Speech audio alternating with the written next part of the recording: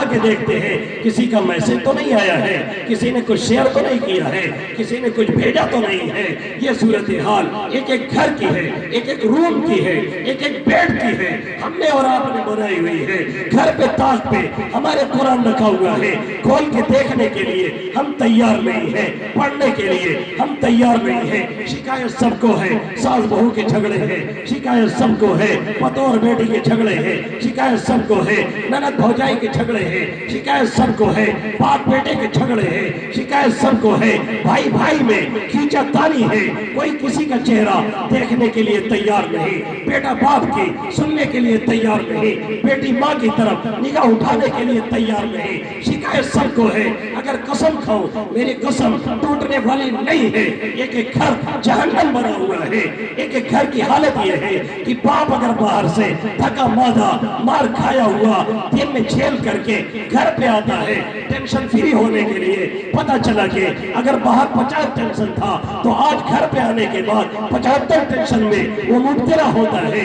یہ صورتحال ہم نے اپنے ہاتھوں سے بنائی ہے. کوئی قرآن کھول کر کے دیکھنے کے لیے تیار نہیں, پڑھنے کے لیے تیار نہیں. جب مصیبت پڑتی ہے ہم کسی عامل کے پاس جاتے ہیں, ہم کسی جھڑ پھکو کے پاس جاتے ہیں, ہم کسی تعویذ گھڑنے والے کے پاس جاتے ہیں اور جا کر کے ایک تعویذ لا کر کے گھر میں دباتے ہیں. جب نہیں صحیح ہوتا معاملہ پھر جاتے ہیں, وہ کھیلا پھونک کے دیتا ہے, لا کر کے ٹھوکتے ہیں اس کونے پہ اس کونے پہ, پھر کھوٹی لا کر کے ٹھوکتے ہیں.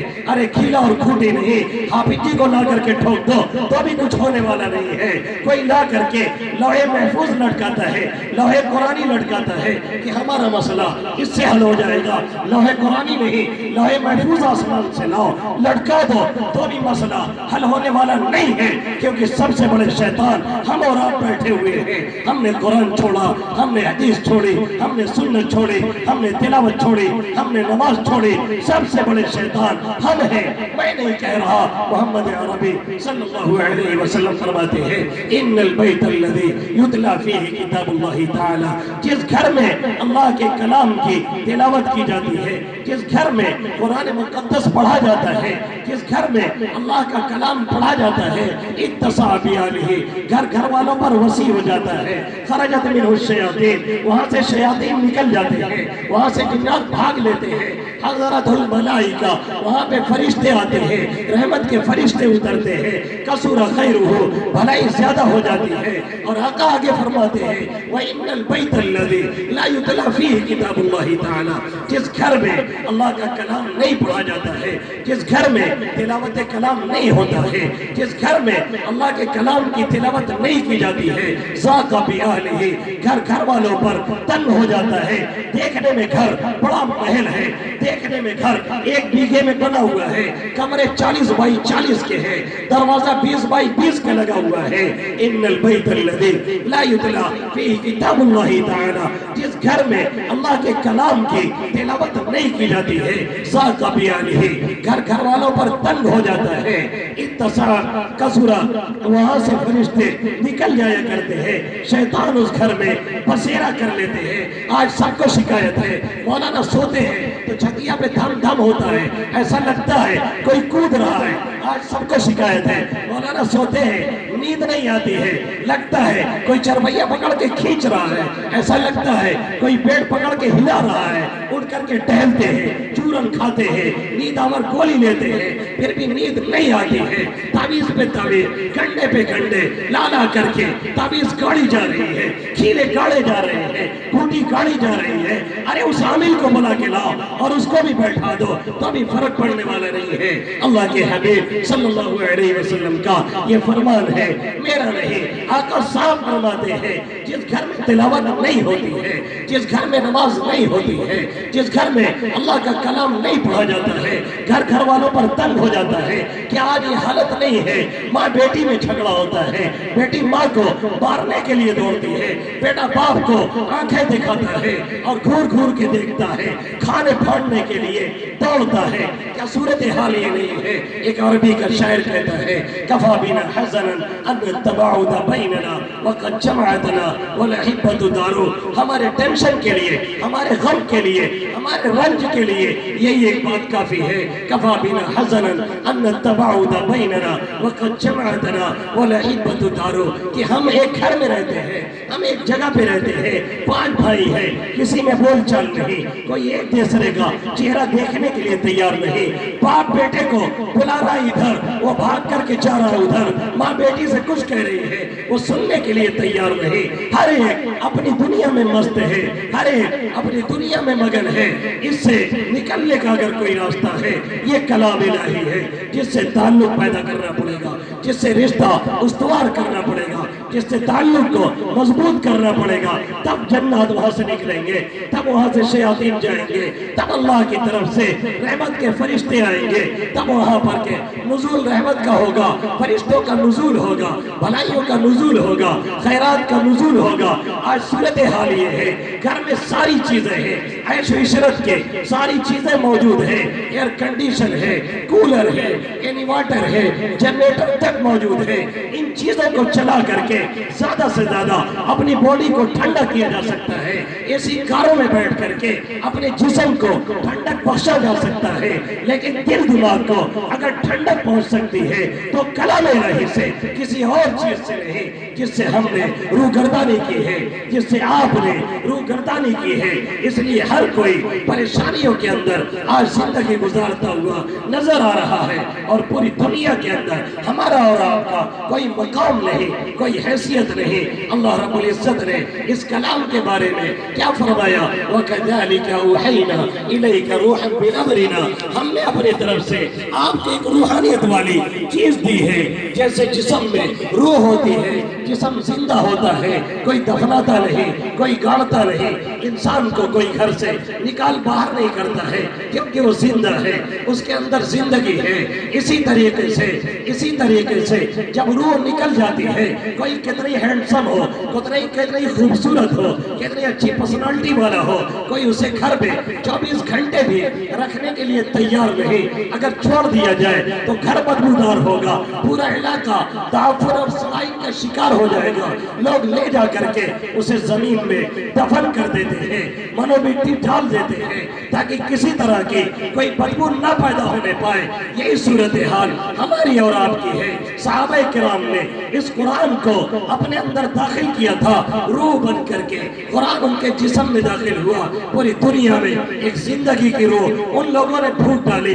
آج ہم نے اس سے اعراض کیا ہے، نتیجہ یہ ہے ہم بغیر جان کے ہیں، بغیر جسم کے ہیں، ہماری کوئی حیثیت نہیں، کوئی مقام نہیں، کوئی مرتبہ نہیں۔ جیسے اسلام کے بارے میں ہے، الاسلام یعلو ولا یعلا، اسلام بلند ہے، اس پہ بلندی نہیں حاصل کی جا سکتی ہے، ایسے ہی قرآن کے بارے میں کہا جا سکتا ہے القرآن یعلو ولا یعلا، قرآن سر بلند ہے، اس میں بلندی نہیں حاصل کی جا سکتی ہے۔ اگر ہم بھی چاہتے عزت، اگر ہم بھی چاہتے مقام، اگر ہم بھی چاہتے مرتبہ، اگر ہم بھی چاہتے ہیں اس دنیا کے اندر سرخ روئی، تو ہمیں بھی پلٹ کر کے قرآن سے اپنا رشتہ مضبوط کرنا پڑے گا۔ سب سے بہتر عبادت تلاوت قرآن ہے، تمام ذکروں میں سب سے بڑھ کر کے ذکر اللہ اگر کوئی چیز ہے تو قرآن مقدس ہے۔ میں نہیں کہہ رہا، میرا نبی فرماتا ہے افضل عبادتی امتی تلاوت القرآن، نفلی عبادتوں میں، نفلی ذکروں میں سب سے بہتر عبادت یہ تلاوت قرآن ہے۔ کیا ہمارا یہی عقیدہ ہے؟ کیا ہمارا یہی اعتقاد ہے؟ آج تو ہم سمجھتے ہیں جتنی تسبیح بھاجا جائے اتنا ہی اچھا کام ہے۔ دن میں ایک سورہ نہیں، دن میں ایک آیت نہیں، دن میں ایک پارہ نہیں، دن میں پارہ نہیں پڑھتے۔ ہاں اگر کہہ دیا جائے وظیفہ پڑھنے کے لیے تو لوگ شوق سے تیار ہو جاتے ہیں، کیونکہ ہم سمجھتے ہیں وظیفہ پڑھنے سے بزرگی آتی ہے اور قرآن پڑھنے سے کچھ نہیں ملتا۔ یہ بد اعتقادی ہے جسے ہمیں اور آپ کو اپنے ذہنوں سے نکالنا پڑے گا۔ میرا نبی فرماتا ہے جسے قرآن نے اور میرے ذکر نے مشغول رکھا، وہ تلاوت میں لگا رہا، بار بار قرآن پڑھتا رہا، اس کے علوم کو سمجھتا رہا، اسے پھیلاتا رہا، پھر میرے سامنے وہ ہاتھ نہیں اٹھا سکا، اس کی وجہ سے وہ عبادت نہیں کر سکا، زیادہ میرے سامنے دعائیں نہیں مانگ سکا۔ اللہ کے حبیب صلی اللہ علیہ وسلم فرماتے ہیں میں ایسے شخص کو اس سے بہتر دیتا ہوں، اس سے زیادہ دیتا ہوں جو لوگ آ کر کے میرے سامنے سوال کرتے ہیں، جو لوگ آ کر کے مجھ سے مانگتے ہیں، جو لوگ آ کر کے میرے سامنے گڑگڑاتے ہیں، میں اس سے زیادہ قرآن پڑھنے والے کو دیا کرتا ہوں، اس سے زیادہ قرآن پڑھنے والے کو عطا کیا کرتا ہوں۔ اس لیے ہم اور آپ آئیے عہد کریں، انشاءاللہ آج سے ہماری تلاوت نہیں چھوٹے گی۔ آج ماں بہنوں کا حال یہ ہے، پورا دن گزر جاتا ہے، وہ قرآن اٹھا کر کے دیکھتی نہیں ہے، پڑھتی نہیں ہے۔ ایک واقعہ اپنی ماں بہنوں کے لیے نقل کرتا ہوں، پھر اپنے حالات کا اس کی روشنی میں جائزہ لیا جائے۔ ہارون رشید جو آدھی دنیا کا بادشاہ تھا، اس کو ایک مرتبہ وادی کی ضرورت پڑی، اس کے سامنے وادی لائی گئی، ایک نہیں 3 وادیاں۔ اس نے کہا ہمیں ایک وادی کی ضرورت تھی، یہاں پہ 3 وادیاں موجود ہیں، ہم کسے چنیں اور کسے چھوڑیں؟ اس کے بعد اس نے کہا کہ اب اس میں سے کس کو اختیار کیا جائے، کوئی ہنر ہو تو پیش کرو، اس کے بعد لے لیا جائے۔ ایک وادی نے کہا السابقون السابقون اولئک المقربون۔ قرآن کی اس نے ایک آیت پڑھی جس کا ترجمہ یہ ہے آگے بڑھنے والے، جو آگے ہے یہی مقرب ہے، جس کا صاف مطلب یہ تھا ہم سب سے آگے کھڑی ہے، آپ ہم کو لیجئے، آپ شہید دربار میں ہمیں جگہ دیجئے۔ جب اس نے یہ آیت پڑھی تو جو بیچ میں عورت کھڑی تھی، جو بیچ میں وادی کھڑی تھی، اس نے فوراً یہ آیت پڑھی وَكَذَلِكَ جَعَلْنَاكُمْ أُمَّةً وَسَطًا لِتَكُونُوا شُهَدَاءَ عَلَى النَّاسِ۔ ہم نے تمہیں بیچ والی امت بنایا ہے تاکہ سب پر گواہ بن کے رہو، جس کا مطلب یہ تھا ہم بیچ میں کھڑی ہے، ہم سب سے بہتر ہے، ہم کو لیا جائے۔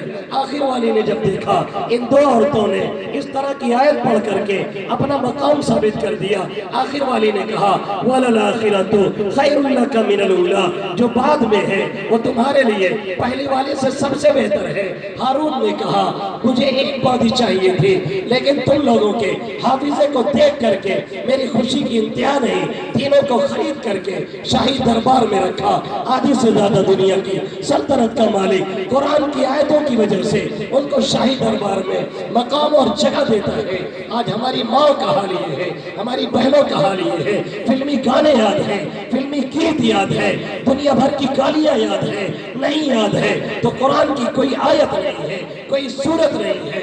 آج صورتحال یہ ہے، ہماری ماں اور بہنوں کو ہیرو اور ہیروئن کا نام تو یاد ہے، کوئی بہن کہتی ہے ہمارا فیوریٹ فلاں ہیرو ہے، کوئی ماں کہتی ہے ہماری فیوریٹ فلاں ہیروئن ہے، لیکن کوئی دادی کھڑی ہو کر کے یہ نہیں کہتی کہ ہماری سب سے چہتی خدیجۃ الکبریٰ ام المؤمنین رضی اللہ تعالیٰ عنہ ہے۔ کاش کوئی ماں کھڑی ہوتی اور یہ کہتی ہماری سب سے چہتی امی جان حضرت صدیقہ عائشہ رضی اللہ تعالیٰ عنہ ہے۔ کاش کوئی بہن کھڑی ہوتی اور یہ کہتی ہماری سب سے چہتی حضرت فاطمہ رضی اللہ تعالیٰ عنہ ہے۔ آج ایسی مائیں نہیں، اس لیے امت کے اندر کوئی صلاح الدین نہیں، کوئی طارق بن زیاد نہیں، کوئی نور الدین دھگی نہیں، کوئی محمود ثقفی نہیں۔ نوجوانوں، اور میں تم سے کہتا ہوں میں اتنی دور سے سفر کر کے تم سے عزت کی بھیک مانگنے کے لیے نہیں آیا ہوں، تم سے پیسے کا سوال کرنے کے لیے نہیں آیا ہوں۔ آج میں تم سے یہ تمہیں بتلانے کے لیے آیا ہوں تمہارا مقام کیا ہے، تمہارا مرتبہ کیا ہے، تم محمد عربی صلی اللہ علیہ وسلم کے غلام ہو۔ آج تم کہاں ٹک ٹاک پہ مجرا کر رہے ہو؟ جس امت کا نوجوان پنجوں کے بل کھڑا ہوتا تھا جہاد میں جانے کے لیے، آج اس امت کا نوجوان ٹک ٹاک پہ جا کر کے مجرا کرتا ہوا نظر آتا ہے۔ جس امت کا نوجوان تہجد میں کھڑے ہو کر کے اللہ کے سامنے کئی پارے کی تلاوت کرتا تھا اور آنسو بہا کر کے اپنے دامن کو تر کر دیا کرتا تھا، آج اس امت کا نوجوان پوری رات گندی فلمیں دیکھ کر کے گزارتا ہے۔ جس امت کا نوجوان کل کی صورتحال یہ تھی اکیلا کھڑا ہوتا تھا، کہیں سے کوئی بہن پکارتی تھی جا کر کے اس کی عزت کی حفاظت کیا کرتا تھا، آج صورتحال یہ ہے یہ امت کا نوجوان اپنی گرل فرینڈ کے چکر میں راتوں میں روتا تو ہے، لیکن اسے فلسطین کی مائیں نہیں دکھ رہی ہے، لیکن اسے برما کی بہنوں کی آواز جو وہاں سے چیخ و پکار کے ساتھ آتی ہے سنائی نہیں دیتی ہے، اسے شام کی بہنوں کی وہ چیخ و پکار جو سسک رہی ہے، جو پلک رہی ہے، جو انبیاء اور اولیاء کی اولادیں ہیں جن کے پیٹوں کو چیر کر کے بچوں کو نکال کر کے شہید کیا جاتا ہے، اس کو اس کی پکار آج نظر کیوں نہیں آتی ہے؟ آج ہمارے کانوں سے ان ماں اور بہنوں کی آوازیں کیوں نہیں ٹکراتی ہے؟ آج صورتحال یہ ہے وہ مسجد اقصیٰ جس میں ایک نماز کا ثواب 50,000 نمازوں کے برابر ہے، آج ہمیں خبر نہیں کہ وہ ہماری مسجد ہے، آج ہمیں خبر نہیں کہ وہ یہودیوں کے قبضے میں ہے، آج ہمیں پتہ نہیں کہ اس پہ یہودی جب چاہتے ہیں کوٹ پہن کر کے اندر داخل ہوتے ہیں اور جب چاہتے ہیں اس کے اندر گھوڑے لے جا کر کے باندھتے ہیں، اور ہماری وہ جامع کرتبہ اندلس کے اندر جس میں ہزاروں علماء نے بیٹھ کر کے درس حدیث دیا، اور جس میں ایک وقت میں لاکھوں نمازی آیا کرتے تھے، اور جس میں اشراق کے وقت 4,000 لوگ موجود رہتے تھے، آج پوری مسجد کو کلیسا میں تبدیل کر دیا گیا ہے۔ کوئی امت میں ایسا نوجوان نہیں جو کھڑا ہو کر کے کہے ہم مسجد اقصیٰ لے کر کے رہیں گے، امت میں کوئی وہ نہیں جو تاریخ میں زیاد کی جگہ سے کھڑے ہو کر کے کہے اندلس کو ہم پھر حاصل کر کے رہیں گے۔ بنکی کے نوجوانوں، مٹھوارہ کے نوجوانوں، میں تم سے کہتا ہوں کس کے چکر میں اپنی جوانی کو برباد کر رہے ہو؟ ٹک ٹاک پہ کیوں جا کر کے مجرا کر رہے ہو؟ کیوں تم ایسے لوگوں کے فین بنتے ہو جو تمہارا نام تک نہیں جانتے؟ کیوں نہیں محمد عربی صلی اللہ علیہ وسلم کے فین بنتے جو ہمارے لیے رویا تو روتا ہی رہا، جو ہمارے لیے تڑپا تو تڑپتا ہی رہا، جو معراج میں بھی گیا تو اپنی امت کو نہیں بھولا، کل قیامت میں بھی جب سب کے سب انبیاء یا ربی امتی یا ربی نفسی یا ربی نفسی کہیں گے، میرا نبی ہوگا یا ربی امتی یا ربی امتی کہے گا، کل قیامت میں امت جب جائے گی آقا کے سامنے آخر کیا چہرہ دکھائیں گے، آخر ہم کیا جواب دیں گے اپنے نبی محترم محمد عربی صلی اللہ علیہ وسلم کو؟ جب میرا نبی یہ سوال کرے گا میری شکل میں کیا خرابی تھی جس کی وجہ سے تم نے میری شکل سے اعراض کیا، میری سنت میں کون سی کمی تھی جس کی وجہ سے تم نے میری سنتوں کو چھوڑا، میرے قرآن میں کون سی کمی تھی جس کی وجہ سے تم نے میرے قرآن سے اعراض کیا؟ کوئی جواب ہمارے اور آپ کے پاس نہیں ہوگا جب تک آنکھیں ہل رہی ہیں، جب تک باڈی میں دم ہے، جب تک دل حرکت کر رہا ہے، تب تک شاید یہ باتیں سمجھ میں نہیں آتی ہیں۔ جیسے یہ آنکھ بند ہونے لگتی ہے سب کچھ سمجھ میں آنے لگتا ہے، لیکن اس وقت سمجھنے سے کوئی نتیجہ نکلنے والا نہیں ہے۔ اگر سمجھنا ہے آج سمجھا جائے، غفلت سے نکلا جائے، آئیے مل کر کے یہ طے کر لیں انشاءاللہ آج سے نمازیں نہیں چھوٹیں گی، آج سے تلاوت کلام اللہ نہیں چھوٹے گی، اور مائیں اور بہنیں اور ہمارے گارجین، ہمارے پیرنٹ، ہمارے ذمہ دار، ہمارے بڑے اور بوڑھے آج سے یہ طے کریں کہ جب تک ہمارے یہ بچے فجر نہیں پڑھ لیتے، جب تک ہمارے یہ بچے تلاوت نہیں کر لیتے، تب تک ان کو کھانا نہیں دیا جائے گا، تب تک انہیں چائے نہیں دی جائے گی، تب تک اسکول کے ٹفن ان کے حوالے نہیں کی جائے گی، تب تک اسکول کی بس ان کے حوالے نہیں آئے گی اور انہیں جانے نہیں دیا جائے گا۔ اگر یہی ہم نے طریقہ بنایا ایک نیا انقلاب ہمیں دیکھنے کو ملے گا، اور اگر ہم یہ نہیں کرتے ہیں تو یاد رکھیے یہی رہا جو نظام گلشن، یہی رہا جو نظام گلشن، تو کھل چکے پھول گل ستا میں روش نہ بدلی، جو باغبانے چمن میں کانٹے اگا کریں گے۔ اور نوجوانوں تمہاری نظر یہ شیئر کر کے میں بات ختم کرتا ہوں، جوانوں یہ صدائیں آ رہی ہیں، جوانوں یہ صدائیں آ رہی ہیں آپ شاروں سے، یہ جھرنے، یہ چلتے ہوئے پانی یہ تم کو پتہ دے رہے ہیں، یہ بتا رہے ہیں، یہ تم کو صدا دے رہے ہیں، یہ تمہیں پکار پکار کر کے کہہ رہے ہیں جوانوں یہ صدائیں آ رہی ہیں آپ شاروں سے، چٹانیں چور ہو جائیں جو ہو عزم سفر پیدا۔ اگر پانی بھی چلتا ہے اپنے ارادے کے ساتھ تو معمولی چیز ہے، پانی بہت نرم چیز ہے، ایک سیال چیز ہے، لیکن پانی بھی جب گرتا ہے چٹانوں کی سینوں کو چیر کر کے رکھ دیتا ہے۔ اگر نوجوان چلنے کا ارادہ کرے یقین مانیے آج بھی وہ دنیا کے سینوں کو چیر کر کے پھر سے ایک انقلاب برپا کر سکتا ہے۔ کوئی مٹھوارہ میں بیٹھا ہوا نوجوان یہ نہ سوچے ہم تو ایک معمولی گھرانے کے ہیں، ہم تو مٹھوارہ میں پیدا ہوئے ہیں، ہمیں دنیا کیسے جانے گی، ہمیں دنیا کیسے مانے گی، ہمیں مقام کیسے ملے گا۔ یاد رکھو اعلیٰ انسان ایسیوں میں نہیں پیدا ہوتے ہیں، یاد رکھو بڑے لوگ کبھی بڑے گھرانے سے عام طور پہ نہیں نکلتے ہیں۔ مولانا عبدالحلیم صاحب دادا جان رحمت اللہ علیہ دیوریا میں پیدا ہوئے، جو ایک معمولی سا گاؤں ہے جہاں کوئی فیکٹری نہیں، کوئی بڑا گاؤں نہیں، کوئی بڑی دکان نہیں۔ وہاں سے یہ بندہ اٹھا، اٹھ کر کے جونپور میں آیا، جونپور کا ایسا نام روشن روشن کیا. آج دنیا اگر جونپور کو چلتی ہے تو ریاض العلوم گرینی کی وجہ سے، کسی اور وجہ سے نہیں. یہ دین ہے مولانا عبدالحلیم صاحب نور اللہ مرقدہ کے. اس لیے تحیہ کرو. دیکھو اللہ کیسے قبول کرتا ہے. اللہ ان چند باتوں پہ مجھے بھی عمل کرنے کی توفیق نصیب فرمائے اور آپ سبھی حضرات کو آمین یا رب العالمین. حیات باقی، ملاقات باقی اور بہت سی باتیں بھی باقی. میں بہت تھکا ہوا تھا. یہ تو مولوی شاکر صاحب کی زبردستی تھی کہ میں یہاں تک چلا آیا، ورنہ اس ہفتے کی 5 راتیں میں جگا ہوا ہوں. یہ ان کی چاہت اور محبت کھینچ کر کے یہاں تک لائی، اور آپ کی چاہت کہ میں 1 گھنٹے سے زیادہ آپ کے سامنے بولتا رہا. اللہ ان باتوں پہ مجھے بھی عمل کرنے کی توفیق نصیب فرمائے اور آپ سبھی حضرات کو آمین یا رب العالمین. درود شریف پڑھ لیں، دعا کریں.